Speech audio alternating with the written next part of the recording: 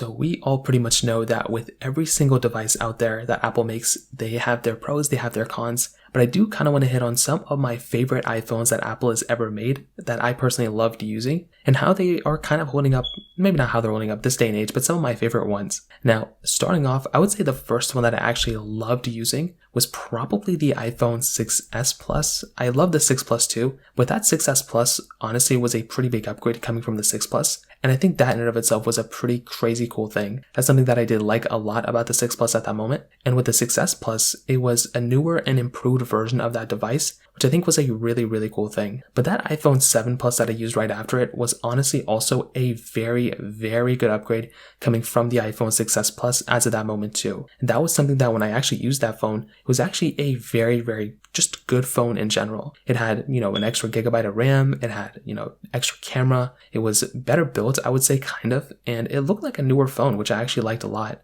So I would definitely say from that perspective, that iPhone 7 Plus definitely got a thumbs up for me for sure. Now, I would say the iPhone 10 that I used right after that was probably the biggest upgrade I've ever used on any iPhone, probably since the next phone I'm going to mention. And with the iPhone 10, this iPhone also brought a lot of stuff to the table. I finally got that notched iPhone that I loved. And I didn't buy this thing until like late 2017 or early 2018, something like that. And this was a phone that, once again, I loved using. It was so good. It brought so much stuff to the table. And I think that in and of itself, once again, was a really cool feature about this device. It had a lot of capability, had a lot of quality as well. And I definitely would say with a device like the iPhone 7 Plus, although it still holds up decently well, the iPhone 10, the phone that came out right after that a year later, it was like on a whole nother level. It was so insane. So I think that again is a really big advantage for the iPhone 10. And I think that was a really cool thing going for that phone. Now the next two, the iPhone 11 Pro and the iPhone 13 Pro, were probably the biggest upgrades I would say from a majority of phones that I use besides the iPhone 10. The iPhone 11 Pro was insane. It brought so much stuff to the table. It was such a good iPhone, and that one was still an iPhone that I still use from time to time,